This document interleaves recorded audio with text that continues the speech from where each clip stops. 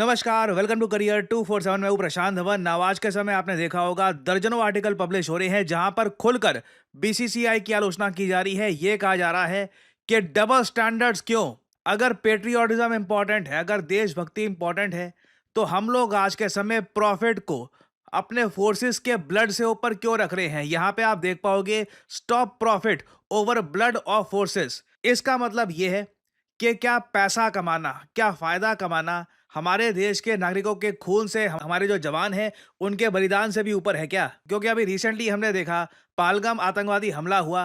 पाकिस्तान आज भी international forum में रोक रहा है भारत को कि पहलगाम हमले की निंदा भी ना की जाए, मगर फिर भी इंडियन डिप्लोमेट्स ने कैसे भी करके टीआरएफ को एक आतंकवादी संगठन डेजिग्नेट करवा दिया है फ्रॉम यूएस, और कोशिश कर रहे हैं हम कि और भी तरक्की करे। ऐसे टाइम में क्या जरूरी है कि इंडिया पाकिस्तान का क्रिकेट मैच हो एशिया कप टूर्नामेंट में? और बीसीसीआई की आलोचना देखिए, ना सिर्फ फैंस कर रहे हैं। अगेन, ये मैं पहली बार देख रहा हूं जहां पे राइट विंग, लेफ्ट विंग, कोई भी पार्टी का कोई भी हो, सब लोग एक स्वर में बात कर रहे हैं कि अगर वर्ल्ड चैंपियनशिप ऑफ लेजेंड्स में, जहां पर जो रिटायर्ड क्रिकेटर्स हैं वो लोग खेलते हैं, अगर वहां का इंडिया पाकिस्तान मैच कैंसिल हो सकता है, तो फिर एशिया कप में इंडिया पाकिस्तान का मैच कैंसिल क्यों नहीं हो रहा?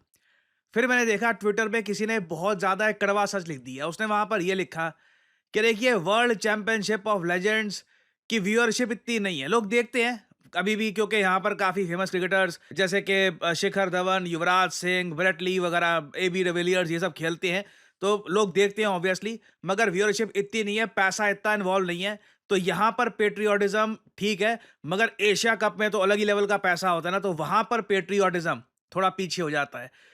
मैंने वो ट्वीट देखी, और सच में बताऊं, जो भी आज के समय आक्रोश दिख रहा है, उस सब के बीच में उस ट्वीट को डिबेट कर पाना बहुत ही मुश्किल है। आप देखोगे कई फॉर्मर इंडियन टीम के कैप्टन क्रिकेटर्स वो भी ओपनली कह रहे हैं कि अगर बायलैटरल मैचेस पाकिस्तान के साथ हम नहीं खेल रहे, देखो हमारा स्टांस क्या है इंडिया का, कि हम पाकिस्तान के साथ bilateral one on one matches नहीं खेलेंगे। अगर बायलैटरल मैचेस नहीं खेल रहे, अगर हमारी बिल्कुल फिलॉसफी प्रॉपर है कि आतंकवाद को जो सपोर्ट करता है देश, उसके साथ हम मैच नहीं खेलेंगे, तो टूर्नामेंट्स में हम पाकिस्तान के अगेंस्ट क्यों खेल रहे हैं? और अगर मैं यहाँ पर बात करूँ एशिया कप 2025 की, जी हाँ, एशिया कप टूर्नामेंट बहुत ही जल्द शुरू हो जाएगा। 9 सितंबर से लेकर 28 ऑफ सितंबर तक ये चलेगा। T20 फॉर्मेट का टूर्नामेंट है ये। 8 टीमें यहाँ पर पार्टिसिपेट करेगी और इस टूर्नामेंट को होस्ट करेगा यूएई। हालांकि कुछ मैचेस इसके ओमान और हांगकांग में भी होंगे। और अजीब बात देखिए, इनिशियली ये टूर्नामेंट होस्ट भारत को करना था, मगर ये टूर्नामेंट हम अब न्यूट्रल ग्राउंड पे करवा रहे हैं। और उसके ऊपर भी एक और अजीब बात ये है कि जब भी ऐसे टूर्नामेंट कोई बनाता है, चाहे एशियन क्रिकेट काउंसिल बनाए, चाहे आईसीसी बनाए, हमेशा इंश्योर किया जाता है कि ग्रुप स्टेज में ही इंडिया पाकिस्तान का एक ना एक मैच तो हो जाए। कहीं ऐसा ना हो जाए कि पाकिस्तान की टीम, जो आज के समय काफी वीक हो चुकी है, किसी और ग्रुप में डाल दी जाए, वो वहीं पर एलिमिनेट हो जाए और इंडिया पाकिस्तान का मैच हो ही ना। आप सोच कर देखो, प्लानिंग इस लेवल की जाती है कि इंडिया और पाकिस्तान को एक ग्रुप में डाला जाता है, दूसरे ग्रुप में डाला जाता है अफगानिस्तान, बांग्लादेश, श्रीलंका, हांगकांग को। क्योंकि आप खुद समझ सकते हैं, मान लो हाइपोथेटिकली स्पीकिंग, इस ग्रुप में हांगकांग की जगह पाकिस्तान को डाल दिया ना, पाकिस्तान के एलिमिनेट होने के चांसेस बहुत ज्यादा बढ़ जाएंगे। इंडिया पाकिस्तान का मैच भी नहीं होगा। ठीक है, तो चलो ग्रुप स्टेज में इंडिया पाकिस्तान का मैच करवा दी। उसके आगे एक अजीब बात यहां पर यह भी नोट किया करो कि हमेशा इंडिया पाकिस्तान का मैच आपको मिलेगा सैटरडे या संडे को। कभी भी गलती से ये वाले मैच ट्यूसडे, वेडनेसडे को नहीं होते। बिल्कुल संडे को सबकी छुट्टी है, घर बैठ के आराम से सबसे बड़ा मैच देखो, जिसको दुनिया भर के लोग देखते हैं। अब यहाँ पे आप देख पाओगे 14 सितंबर को इंडिया पाकिस्तान का मैच किया गया है ऑर्गेनाइज, संडे का दिन है।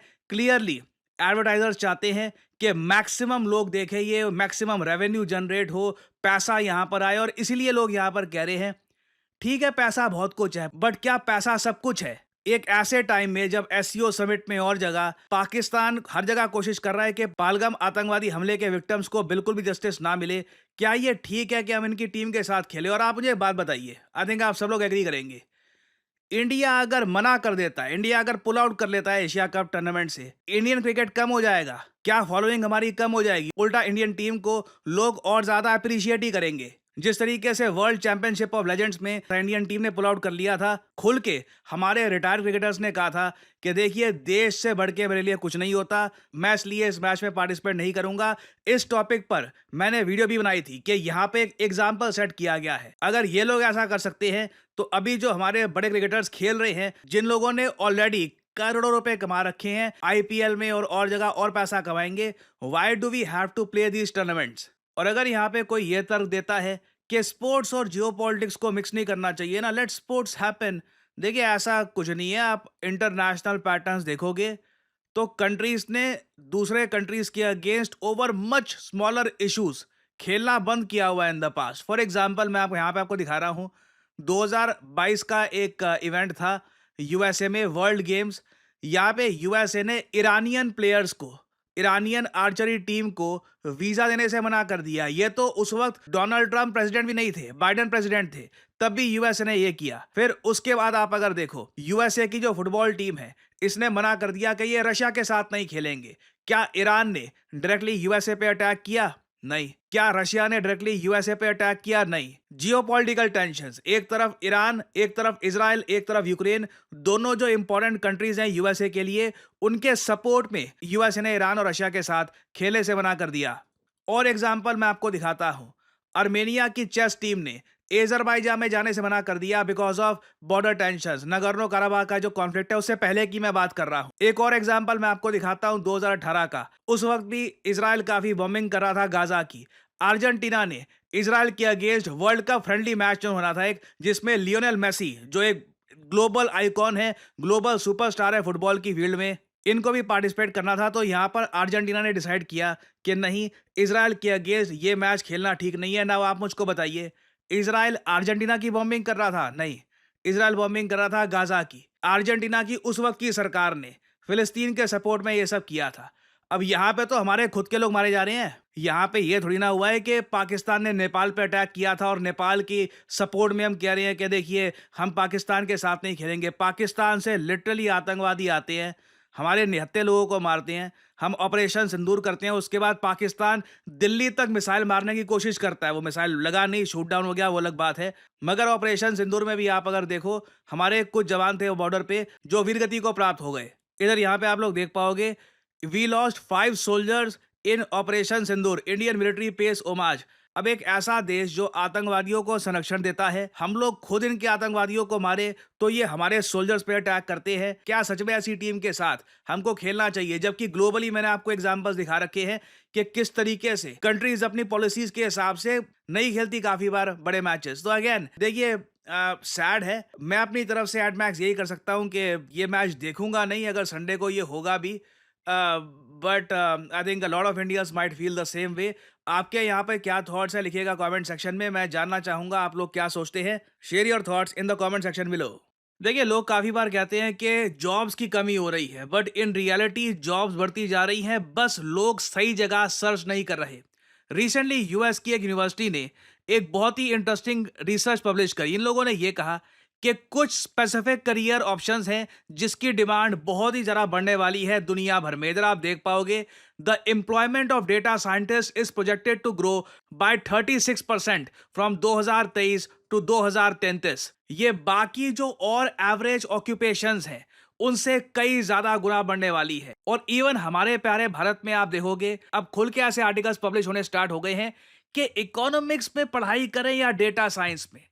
सैड बात यह है कि आप में से कई लोगों के पेरेंट्स को डेटा साइंस के बारे में पता भी नहीं होगा कि आज के समय this has become a great career option for many people. जो डेटा साइंटिस्ट एक वेल रिप्यूटेड एक अच्छी कंपनी में लग गए हैं, they are earning a lot. और इवन आप अगर एक इंडियन स्टार्टअप में भी एज ए डेटा साइंटिस्ट काम कर रहे हैं, आप एक अच्छी सैलरी अर्न कर सकते हैं। क्वेश्चन यहां पर यही है कि क्या आप इतने अवेयर हैं कि बदलते समय के हिसाब से जो न्यू एज जॉब्स हैं उनके लिए आप खुद को स्किल कर पाओगे या नहीं कर पाओगे? क्योंकि इवन वर्ल्ड इकोनॉमिक फोरम की रिपोर्ट ये कहती है कि data analyst, AI specialist, machine learning engineers, data scientist, इन सब की डिमांड इन द फ्यूचर बहुत ज्यादा बढ़ने वाली है। और यहीं पर आपकी हेल्प करने के लिए आता है करियर 247। करियर 247 का state of the art data science course with generative AI आपको फ्यूचर जॉब्स के लिए प्रिपेयर करता है। और वैसे मार्केट में देखो, सिंस डेटा साइंटिस्ट की इतनी डिमांड है, कोर्सेज भी आपको काफी मिलेंगे। ज्यादातर कोर्सेज में आपको प्री रिकॉर्डेड क्लासेस मिलती हैं और कुछ टूल्स आपको दे देंगे और बोल देंगे गुड लक, खुद अपने आप सीखते रहो। जबकि आप जो करियर 247 का कोर्स है, इसमें आप देखोगे आपको लाइव क्लासेस मिलती है, 260 आवर्स ऑफ लाइव क्लासेस, जो वीकेंड्स में होगी। आप वीकेंड्स में लाइव क्लास करिए अपनी, वीकडे में प्रैक्टिस करिए अपनी क्राफ्ट स्किल्स, अपनी कॉन्स्टेंटली इंप्रूव करते रहिए। करियर 247 के डेटा साइंटिस्ट कोर्स में आपसे हम प्रोजेक्ट भी करवाएंगे। आपको बेसिकली जो स्किल्स मिल रही हैं, इनको यूज कैसे करना है रियल लाइफ में, ये भी आप सीख पाएंगे।